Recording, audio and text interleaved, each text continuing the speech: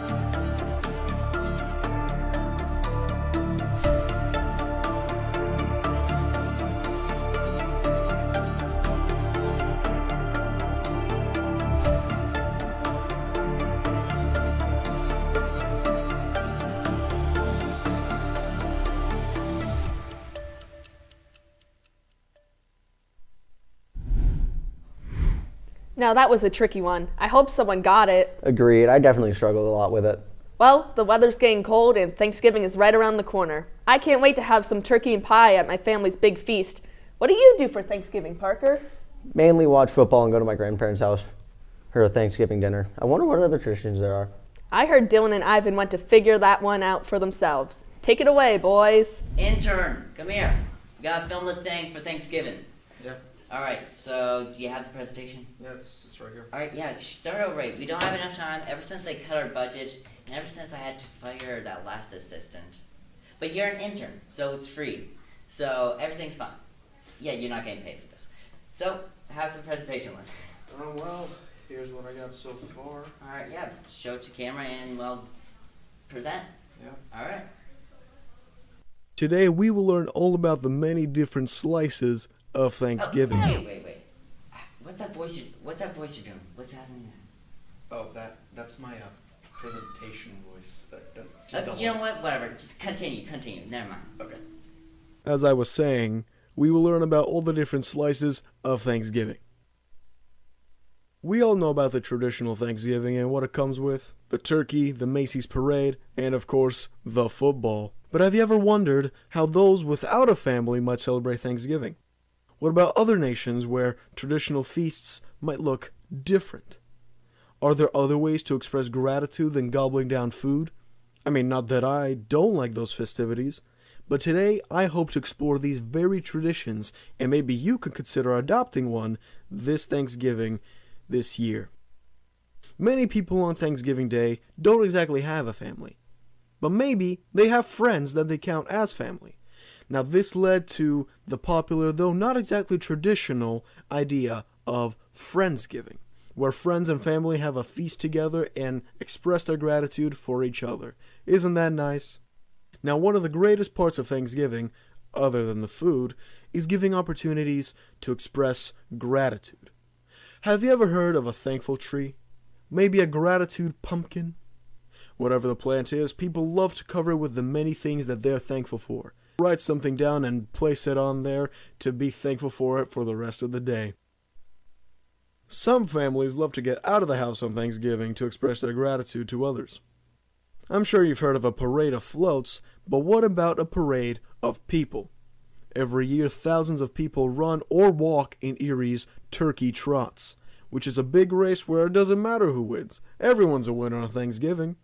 While for other families, gratitude means giving back. Many families spend their Thanksgivings volunteering at local charities and food banks to donate food for those who genuinely need it.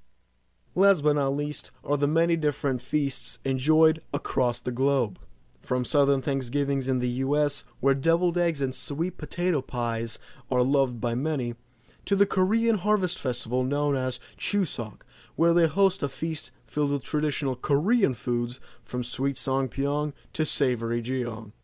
Every single family, and I mean every single family, has their own way of celebrating this wonderful holiday of Thanksgiving. Which ones are you going to try out this Thanksgiving? Or maybe, which ones will you share to others this Thanksgiving? Okay, yeah. So what was the script? Right. That was a great presentation, intern Ivan. You did great. Good job. Now I know a lot more about Thanksgiving.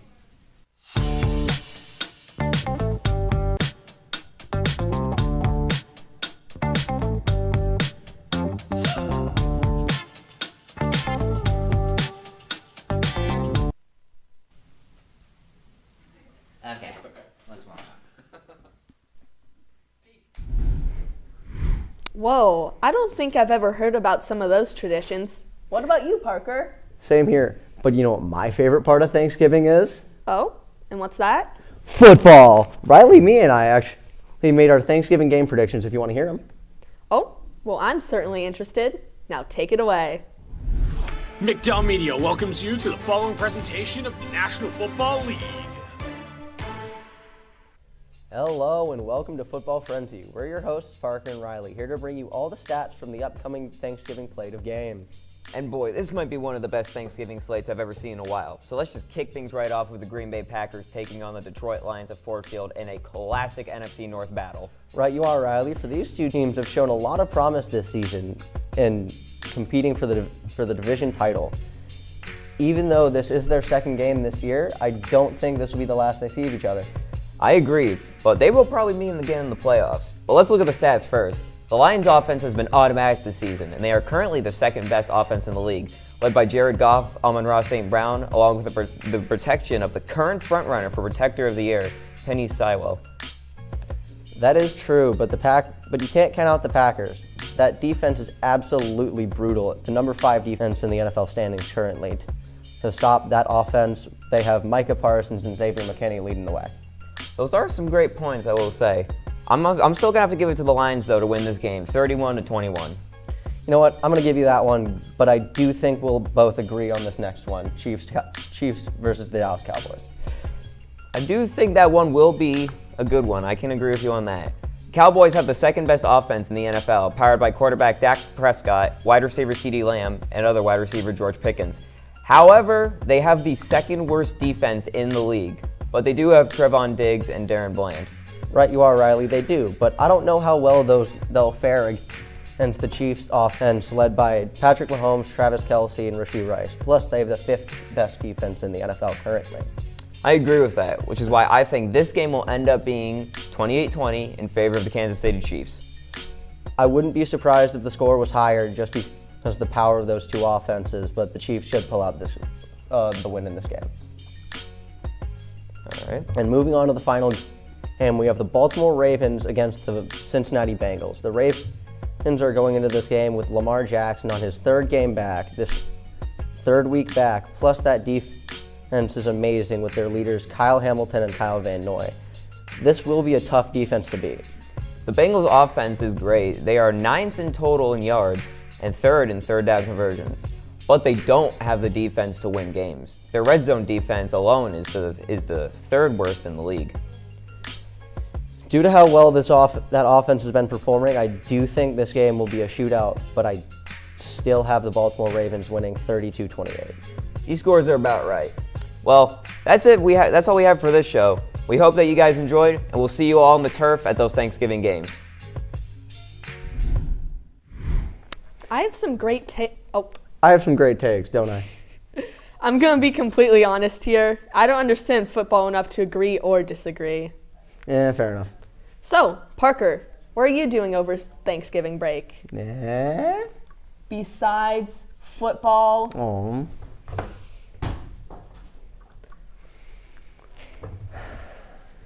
I'm probably running the 5K turkey ride at Presque Isle. What about you, Haley? That sounds like fun. I'm going to the Festival of the Trees at the Bayfront Convention Center. Isn't that the Christmas event with all the pretty trees? Yep. Cool. Speaking of Christmas, I've heard tons of Christmas stories, but what about Thanksgiving ones? I think I've heard a few, but they aren't very popular. Well, I heard that JJ, Nathaniel, and Ava found one to read to us. But before we do that, we have to announce the trivia winner. Drum roll, please. The winner is Mr. Boucherol in room 4112. Congratulations. Well, that's it for us, everyone. Stay tuned for a reading of 'Twas the Night Before Thanksgiving. We hope you enjoyed the show. We certainly did. See you guys for the Christmas show next month. Night before Thanksgiving, and all through the trees, the fall leaves are spinning aloft in the breeze. Children had boarded their school bus with grins in hopes that a field trip soon would begin. They sang as they rode through autumn terrains, while visions of drumsticks danced in their brains. Over rivers, through woods, with winding and weaves, their school bus sailed on through the new fallen leaves. When out on the road, there arose such a clatter, they threw down their windows to see what was the matter. When what with their wondering eyes should they see but a miniature farm and 8 tiny turkey, and a little old man, so lively and rugged, they knew in a moment it was Farmer McNugget. He was dressed from his head to his toe, with a pinch of polyester and a dash of Velcro. And then, in a twinkling, they heard in the straw the prancing and pawing of each little claw. More rapid than chickens, his cockerels they came. He whispered and shouted and called them by name.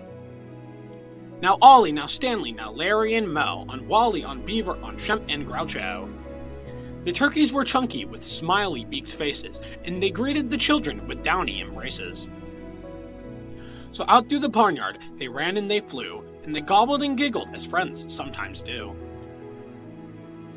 Then somebody spotted an axe by the door. She asked Farmer Nugget what it was for. With a blink of his eye and a twist of his head, the old farmer told a grim tale of dread. Tonight, said McNugget, these feathery beasts will be chopped up and roasted for Thanksgiving feasts. The Trojans stood still as tears filled their eyes. Then they clamored aloud in a chorus of cries. Now, dear, cried McNugget, what shall I do? So he dashed to the well, and the teacher went too, as they fetched some water fresh from the ground, in hopes that a swig might calm everyone down. And when they returned to the quiet matter, the children were calmer and mysteriously fatter. The boys and girls drank up their drinks in the hay, then thanked old McNugget and waddled away. They limped onto the school bus, all huffing and puffing. It's not easy to walk with a hot turkey stuffing. And then, as the school bus drove off in night, McNugget looked round, not a turkey in sight. 'Twas the night before Thanksgiving, and the stars up above shone down on the school bus, abounding. The very next evening, 8 families were blessed with 8 fluffy Thanksgiving turkeys as guests. They feasted on veggies with jelly and toast, and everyone was thankful the turkeys were most. So each gave thanks for love and for living, and they all had a wonderful, happy Thanksgiving. And that was 'Twas the Night Before Thanksgiving by Dave Pickley.